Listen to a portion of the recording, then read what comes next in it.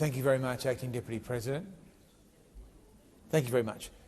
Will I rise to take note of the Minister's response to these motions, which have been designed to ensure that there is transparency around what the government is actually doing on its expenditure of public funds on housing. Now, when you look at the main policy thrust here, these are ostensibly about trying to promote supply of housing, according to the Treasurer. But what's happened under their watch is the greatest collapse in housing construction in recent memory. In 2018, the country built 220,000 houses. This year, we'll only get 160,000 houses, which is the same amount of houses as was built in Australia in the year 1989. So we are at 1989 housing construction levels under this government. It has been a disaster on housing construction and completions. And so, as a result of this, I think it is a very reasonable line of inquiry for the Senate to be probing what on earth is the government doing here. Now, the government has trumpeted its housing accord. The housing accord, reminiscent of the Bob Hawke era accords, where the government worked closely with the unions to run the country, in some cases in the benefit of the public, in other cases in the benefit of the unions. And so this kind of corporate housing approach, which is an obsession of this government, has been calibrated to ensure that the super funds and other large investors could become perpetual landlords for Australians. So they distort the Australian dream away from being a dream about individuals owning houses to being the union's dream, where the super funds own the houses as perpetual corporate landlords and rent out the houses to Australians as they are serfs in their mind. Now, in order to do this, the government has provisioned $350 million to support the housing accord between the states, but also amongst a group of other parties.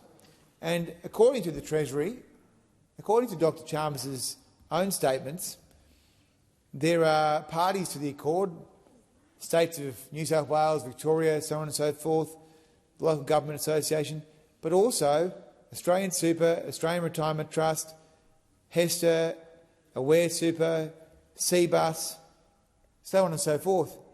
And then BlackRock. So we have BlackRock, the super funds, all in on the housing accord, all wanting to get their hands on $350 million in availability payments from Dr Chalmers. And so that is why we have advanced these motions to get access to these secret documents. Secret documents. The Treasurer has now filed 2 public interest immunity claims and has now been supported by Minister Gallagher here in the Senate on the basis that the government will not show the Australian public the details of these financial arrangements between the signatories of the accord. So the housing accord is a secret.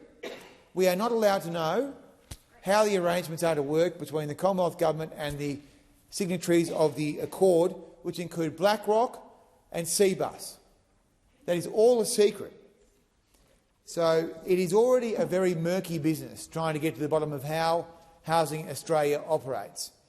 In September this year, the Prime Minister of Australia and the Housing Minister, Ms O'Neill, announced that the Commonwealth was going to build 13,000 new houses through Housing Australia.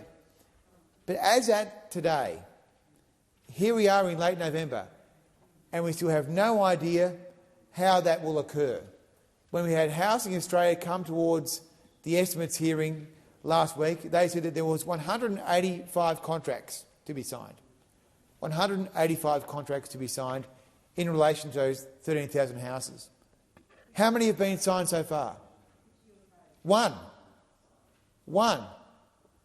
And 184 yet to go. So they've already announced this back in September. So this government is big on media announcements, huge on spin, but very small when it comes to delivery and getting those shovels out.